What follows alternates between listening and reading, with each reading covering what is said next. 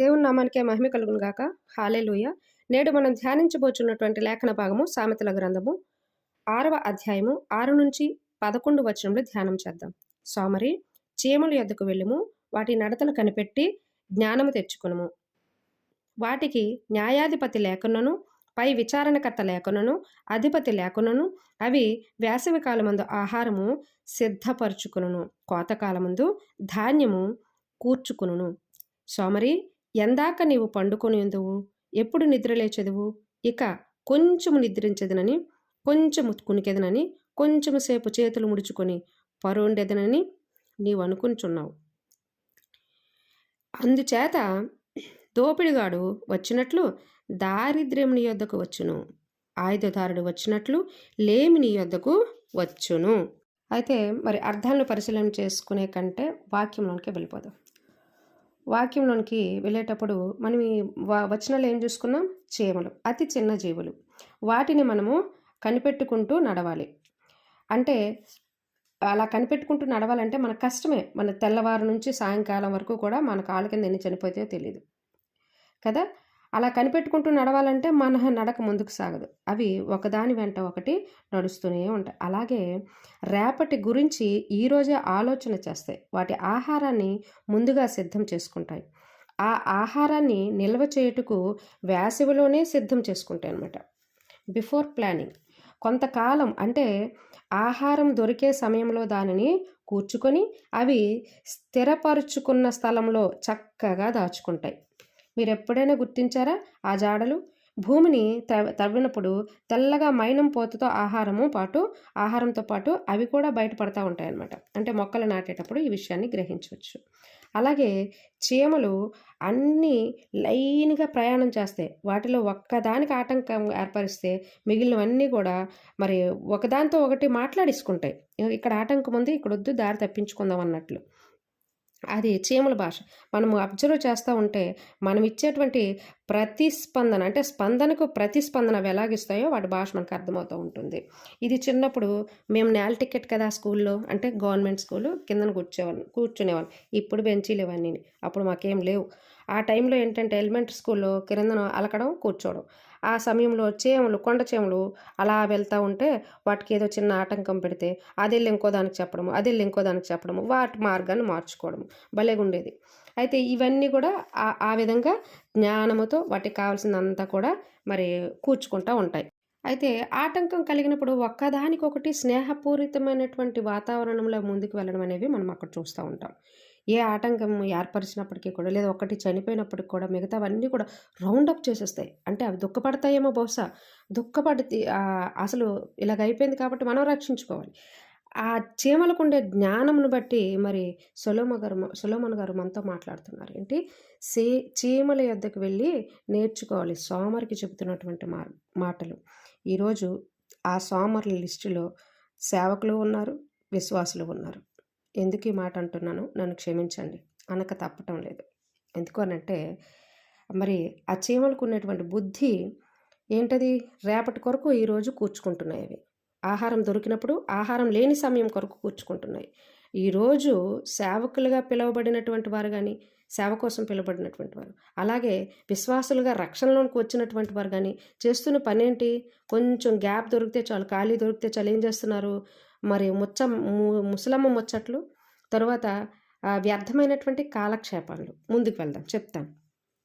అయితే ఈ యొక్క పరిస్థితులు బట్టి కాలాన్ని వృధా చేస్తున్నారు. ఇప్పుడు మనము యేసుప్రభువు వారి మాటని మనం విందాం. నేనే మార్గము అన్నాడు. అంటే ఏంటి? నీటిలో మునిగి లేవటం మార్గమా? మార్గం అంటే ఆయన ఎలాగూ జీవించిన ఆ కాలంలో ఆయన ఏం చేశాడో అది చేయటమే కదా. నన్ను పోలి నడుచుకోండి అని ఆ శిష్యుడు ఎందుకు చెప్పాడు అనిపిస్తుంది? సేవకులుగా పిలుపు ఉన్నవారికి ఈ ప్రశ్న, విశ్వాసులుగా ఉన్నవారికి ఇది మేలుకొలుపు. ఈ రెండు గుర్తుపెట్టుకోండి. ఈరోజు మిమ్మల్ని వేలెత్తి చూపడం కాదు, మిమ్మల్ని తీర్పు తీర్చడం కాదు. బయట జరుగుతున్న పరిస్థితులను బట్టి, చేస్తున్న సేవను బట్టి ప్రశ్నించాల్సి వస్తుంది. ఎక్కడ ఉన్నా సరే, ఏ ప్రాంతంలో ఉన్నా సరే, ఈ భూదిగంతంలో ఏ ప్రాంతంలో ఉన్నా సరే, ఈ మాటలు వెళ్ళేంత దూరం వరకు కూడా ప్రతి ఒక్కరు కూడా వినాల్సిందే. సేవకునిగా ఏం చేయాలంటే ఖాళీ సమయంలో వాక్యం ధ్యానించాలి, దేవునితో కనెక్ట్ అవ్వాలి. దేవుడిచ్చినటువంటి సమయాన్ని వృధా చేస్తూ చెట్టులు వెంబడి, పార్కులు వెంబడి, బీచులు వెంబడి తిరగటం కాదు. నీ భారానికి తగిన విధంగా సిద్ధపరచబడాలి అనమాట. సిద్ధపాటు చేసుకోవాలి నీకు నువ్వే. క్రీస్తు మార్గాన్ని చూపిస్తూ నీ బ్రతుకు క్రీస్తు మాదిరిగా మార్చాలి, అంటే మారాలి. నీ బోధ భూసంబంధమైన విధంగా మారితే సంఘం ఎత్తబడే గుంపులో ఉంటుందా? ఉండదు కదా. నేటి సంఘాన్ని భ్రష్టు పట్టిస్తున్నటువంటి సేవకులు వారు వెళ్ళరు, వేరొక వారిని తీసుకొని పోరు. యేసు ప్రభు మార్గం మీరు చూపించట్లేదు అనడానికి నిదర్శనాలు చూద్దామా? ఎందుకంటే మీరు చేసిన దాంట్లో నుంచి వెతుకుదాం. ప్రభువు బర్త్డేలు చేసుకోలేదు, పెళ్లి రోజులు చేసుకోలేదు, సంవత్సరీకాలు అంటే యాన్యువల్ డేస్ చేసుకోలే, పిక్నిక్లకు తిరగలేదు, అంత్యాక్షరీలు పెట్టుకోలేదు. ఆయన శిష్యులతో ఎప్పుడైనా పెట్టారేట అంత్యాక్షరీలు? లేదు కదా. కోరస్లు, స్కిట్లు, స్టేజీల మీద ప్రదర్శనలు, పిండి వంటలు పంచడాలు, వండుకోవడాలు, అలాగే ఆ సంఘము ఈ సంఘము నా సంఘము అనే వ్యత్యాసాలు, ఫస్ట్ తారీఖున ఇల్లులు దర్శించడాలు, సంఘ అవసరతల కోసం విశ్వాసుల వైపు చూడటము, ప్రార్థనా లిస్టులు, భూసంబంధమైనటువంటి కోరికలు, ఇవన్నీ యేసుప్రభు చేయలేదు. కానీ మీరు చేసి మీ విశ్వాసులకు కూడా పాత్రదారులను చేసి 2 రెట్లు శాపాన్ని లెక్కను మూట కట్టుకుంటున్నారనే విషయం గుర్తుపెట్టుకోండి. జాగ్రత్త. ఇక విశ్వాసుల దగ్గరకు వద్దాం. ఎందుకంటే వాళ్ళే కాదు, వీళ్ళు కూడా మరి మామూలుగా లేరనమాట. అంటే మనం కూడా మామూలుగా లేము. దేవుడు నీకు ఒక కుటుంబాన్ని ఇచ్చాడు అంటే కుటుంబపు భారాన్ని మోస్తూ భార్యాభర్తలు ఒకరికొకరు విధేయులై ప్రేమతో కుటుంబ వ్యవస్థను కట్టుకోవాలి. అలా కాకుండా మీరు ఏం చేస్తున్నారు? భార్య పిల్లల్ని, భర్త పిల్లల్ని గాలికి వదిలేసి తల్లిదండ్రుల దగ్గర ఉంచుకున్న దాని దగ్గర పడి ఉంటున్నారు. ఏం చేస్తున్నారు మీరు? ఎవరికి మార్గదర్శకులుగా ఉన్నారు? క్రీస్తుకి. యేసుక్రీస్తు వారు అలాగే చేశారు, అందుకే మీరు చేస్తున్నారు. అంటే క్రీస్తు చెప్పిన భారము అదా? క్రీస్తు మార్గం మీద వాక్యము ఏంటి వింటున్నారు? మీకు బోధించినటువంటి వారు అబద్ధికులైతేనే మీరు అలాగ చేస్తారు, అలాంటి మార్గాన్ని ఆశ్రయిస్తారు. ఎన్నిక లేని చీమలు, అంటే అతి చిన్నవైనటువంటి చీమలు బుద్ధితో స్థిరపరుచుకుంటున్నటువంటి ఆహారం బట్టైనా మన యొక్క ప్రవర్తన మారాలి. మరి నీకేమైందంట?